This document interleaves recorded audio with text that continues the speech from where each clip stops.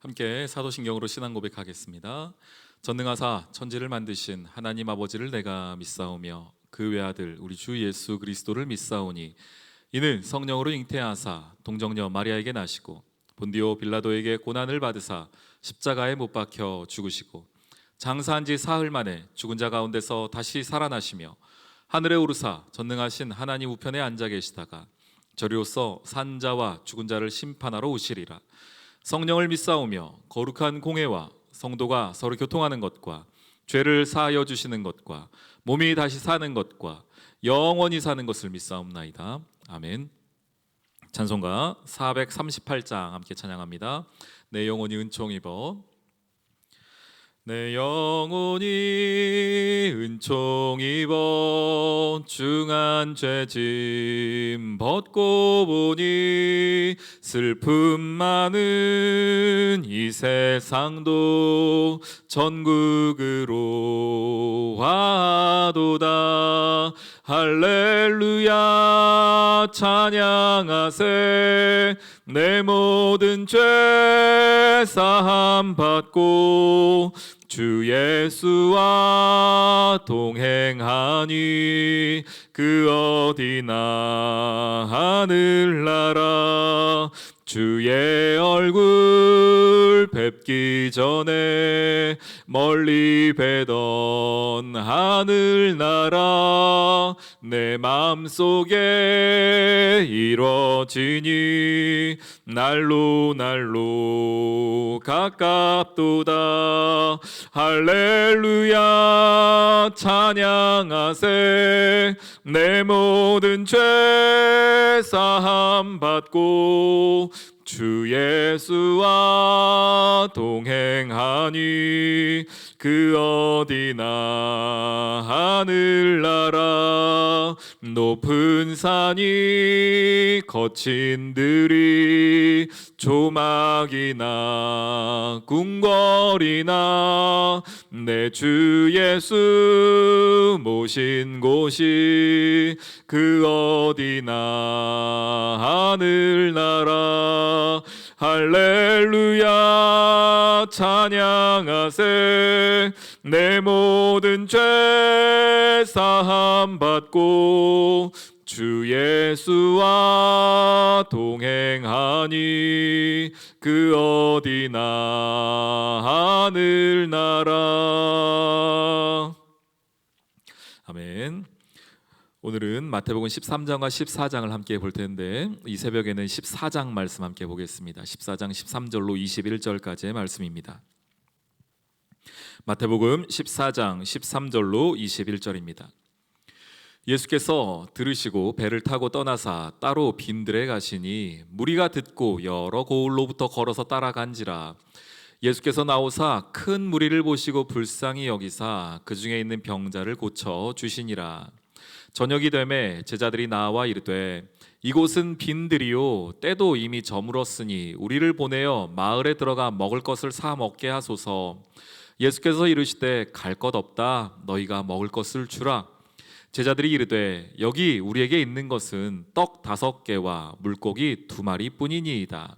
이르시되 그것을 내게 가져오라 하시고 무리를 명하여 잔디 위에 앉히시고 떡 5개와 물고기 2마리를 가지사 하늘을 우러러 축사하시고 떡을 떼어 제자들에게 주시매 제자들이 무리에게 주니 다 배불리 먹고 남은 조각을 12바구니에 차게 거두었으며 먹은 사람은 여자와 어린이 외에 5,000명이나 되었더라.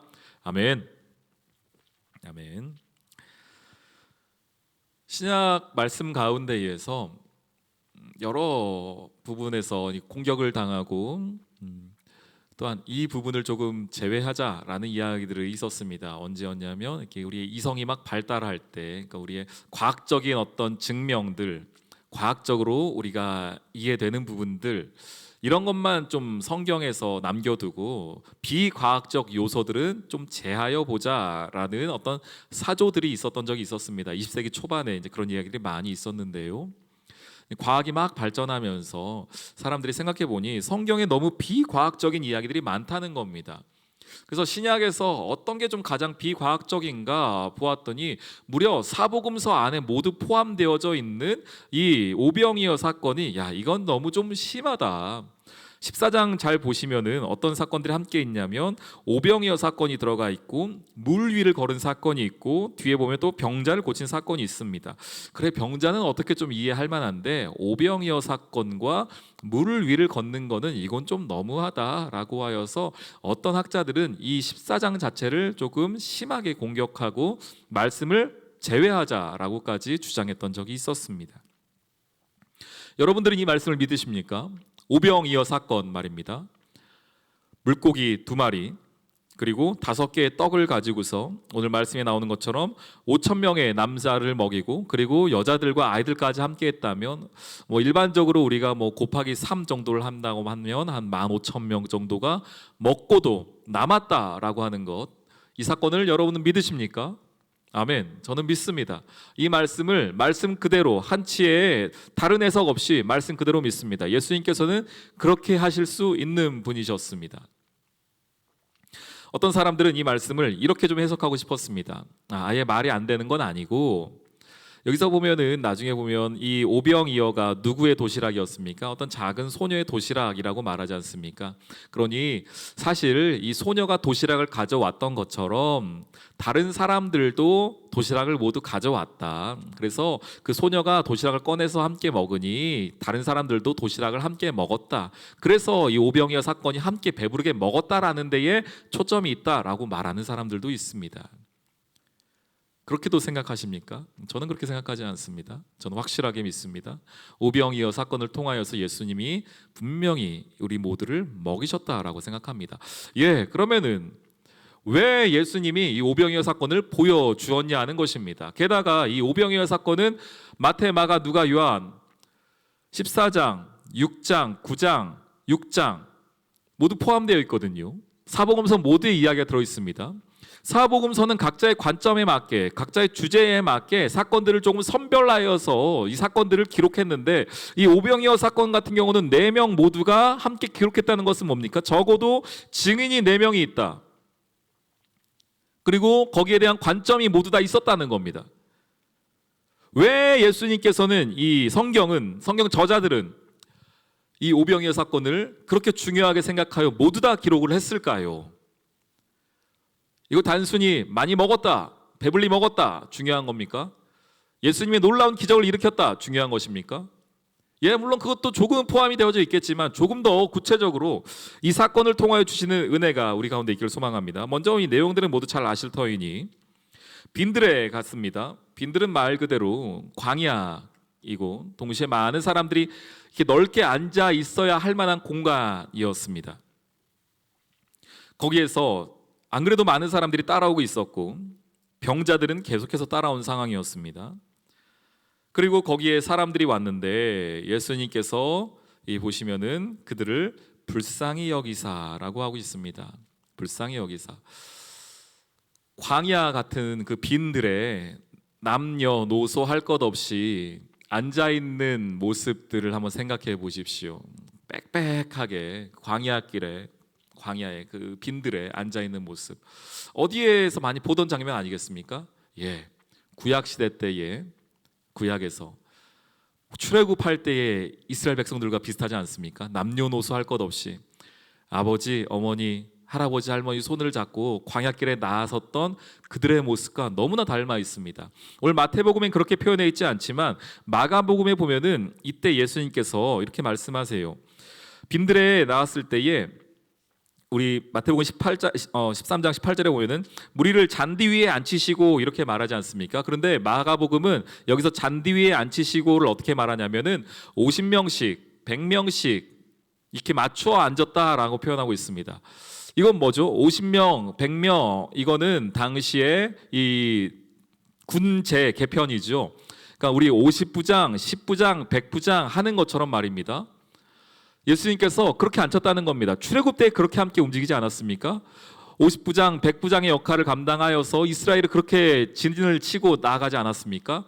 그래서 마가복음은 조금 더 구체적으로 조금 더 확실하게 어떤 그림을 보여주냐면 지금 이 광야에 앉아있는 이 빈들에 앉아있는 이 사람들이 마치 구약시대 때에 출애굽했던 백성들과 같다는 겁니다. 출애굽했을 때 백성들은 무엇을 먹고 살았습니까? 만나를 먹고 살았습니다. 메추라기를 먹고 살았습니다. 그런데 오늘 이 빈들에 앉아있는 신약시대에 있는 이들은 무엇을 먹기를 원하고 있습니까? 지금 아무것도 없습니다. 그리고 그들에게 있는 분이 계셨죠. 예수 그리스도가 있었습니다. 그리고 예수님께서 그들에게 먹을 것을 주십니다. 그럼 이 두 사건을 연결해 볼까요? 연결해 보면 출애굽 때의 만나와 메추라기 사건이 있었습니다. 그리고 신약에 와서 예수 그리스도가 오병이어 사건을 일으키는 장면이 있었습니다. 이 얘기 뭡니까? 만나와 메추라기, 그 생명의 떡과 생명의 그 음식이 누구인가? 예수 그리스도라는 겁니다. 마태복음에 예수님은 그걸 말씀하고 계신 겁니다. 구약시대 때에 만나와 메추라기를 먹었던, 광야에서 먹었던 그 만나와 메추라기가 사실은 누구를 표현하는 거냐면 나를 표현하는 거라는 겁니다. 광야에서 먹고 살아가야 했던, 그것이 아니었다면 생명을 이어갈 수 없었던 그 날마다 허락하셨던 만나와 메추라기가 곧 나 예수 그리스도다는 것을 이 사건을 통하여 알게 해주시는 겁니다. 그래서 여기에서는 뭐 어린아이의 어떤 헌신, 뭐 순종, 뭐 이것이 아예 안 들어와 있는 것은 아니지만 더욱더 확실하게 이 말씀을 이해한다면 만나와 메추라기, 생명의 떡, 생명 그 자체, 생명의 양식이 누구인가? 하나님의 자녀들, 광야길을 걸어가는 우리들에게 생명은 누구인가? 바로 예수 그리스도가 돼야 한다는 것입니다. 여러분들에게 예수 그리스도가 생명이 되고 계십니까? 여러분들에게 예수 그리스도가 생명의 떡이 되고 계십니까? 생명의 말씀이 되고 계십니까? 혹 광야길에서 내 힘으로, 내 능력으로 무언가를 찾으려고 하고 계시지 않습니까?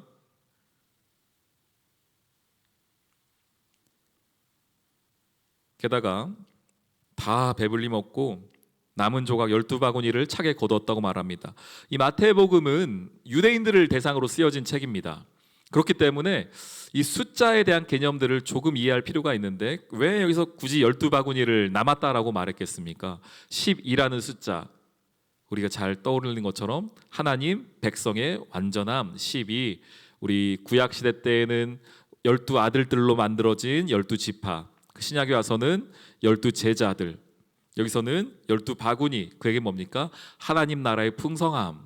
결국 예수 그리스도의 그 생명을 먹고 사는 자들이 얼마나 풍성함을 누리는가를 알려주는 것이 이 12바구니가 남았다라는 사건입니다. 오늘 이 말씀을 통하여서 여러분들은 무엇을 먹고 사는지를 확인하셔야 됩니다. 무엇이 여러분들의 생명을 유지하는지를 확인하셔야 됩니다. 월급으로, 오늘 먹는 그 맛있는 음식으로, 물론 그것도 우리의 육신을 배부르게 하지만, 백신으로 살게 하지만 궁극적으로 우리가 사는 것은 예수 그리스도를 먹고 마시기 때문입니다. 그분을 믿기 때문입니다. 참 생명 되시고 참 양식 되신 예수 그리스도로 말미암아 오늘 하루 살아가시는 저와 여러분 되기를 주님의 이름으로 축원합니다. 아멘. 우리 함께 기도하겠습니다. 우리의 피로를 채우시고 우리의 영원한 양식 되신 예수 그리스도를 믿고 따라가게 해 주시옵소서. 하나님 나라의 복을 나누는 귀한 축복을 더하여 주시옵소서. 우리 나라 민족을 위하여서, 우리 교회를 위하여서 우리 주여 한번 부르짖고 기도하겠습니다. 주여.